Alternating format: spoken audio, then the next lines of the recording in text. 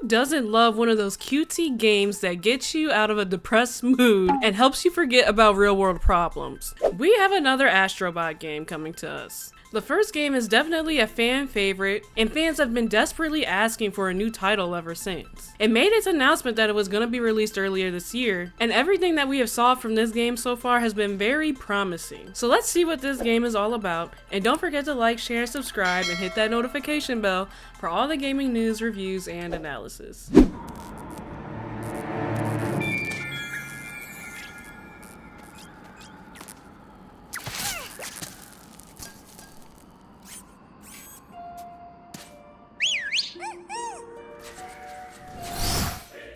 So Astro Bot is going to be this mascot's first full console game. But what's this journey going to be about? The upcoming platformer will see Astro and his fellow bots in trouble when the PS5 mothership crashes and malfunctions, sending bots careening through multiple different galaxies. Afterwards, it falls to Astro to travel the galaxy aboard his trusty DualSense-shaped Duel Speeder to find and rescue other bots. Now, don't expect Astro Bot to have the same visuals as like Horizon or God of War Ragnarok. That's not the case. But what this game does bring is a lot of vibrant colors and some very unique characteristics. And apparently a lot of that is due to engine overhaul. But one thing that the devs did say is that Astro Bot is going to be prettier than Astro's Playroom, which I'd hope so, right? So as we all know, Astro's Playroom gave us a lot of Easter eggs into, the PlayStation world. But apparently Astro Bot is going to be doubling down on that.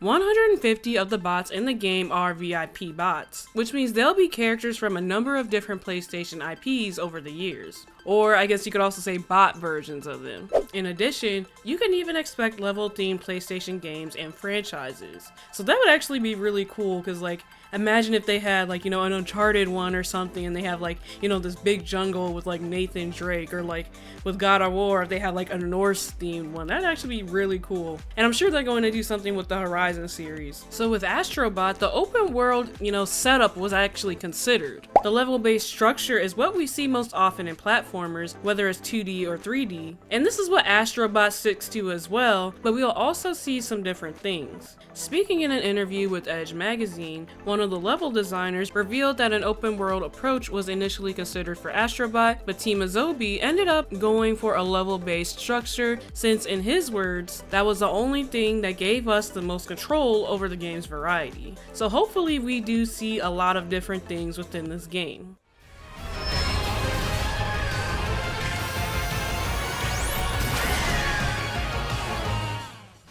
So obviously when you have a platformer game, one question that comes to your mind is how many levels are there going to be? Is this game even going to be worth the buy? Team Azobi and Sony have confirmed that Astro Bot is going to be quite the sizable platformer, offering over 80 levels for players to complete across 6 different galaxies.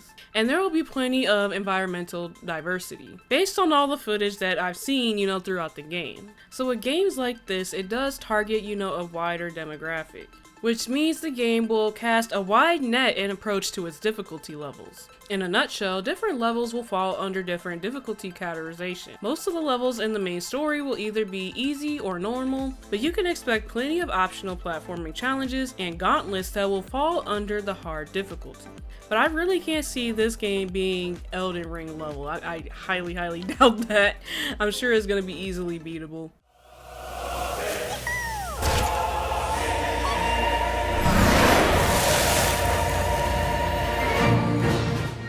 So with more than 80 levels to tackle, there will be a lot of bots that Astro will be rescuing as he journeys across different galaxies. Team Azobi and Sony have confirmed that Astro Bot will feature over 300 bots to rescue, with regular story levels featuring over a dozen bots each on average. And of those 300 bots, about half of them are going to be VIP bots. So we're going to have plenty of variety with almost everything in this game, including the enemies. What we don't know is how many total enemy types to expect in the game, but we have seen plenty of familiar ones from past titles that will be making a return. On top of that, it is also confirmed that the game will have over 70 entirely new enemy types. So that's good to switch it up from, the original game. In addition to many regular enemies that you'll find throughout the galaxies, Astro Bot will of course lock horns with plenty of bosses as well. And again, the total level of bosses has yet to be confirmed. But from familiar foes like giant gorilla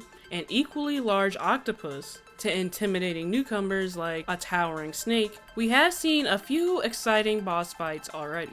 So Astro Bot will definitely show off the DualSense's capabilities 100%. And they did that a lot in the last game, and they're going to be doing it even more in this game. And that means we can look forward to seeing even better implementation of the controller's haptic feedback and adaptive triggers, in addition to plenty of new features such as a bunch of new accessibility options. One thing that a lot of people really wish that this game had is VR support. They have made that very vocal. And given how excellent Astro Bot Rescue Mission was as a PlayStation VR killer app, it's no surprise that many are hoping to see more Astro content in the virtual reality space. Though Astro Bot isn't going to be it, unfortunately. The game does not have VR support, and I guess it never was meant to. And I guess what some of the devs are saying is that the game just cannot afford to go to VR, which is really strange to me. You'll have to check out my VR video, but PlayStation has really not been pushing some of their main games that would be perfect for VR, so hey, I don't know.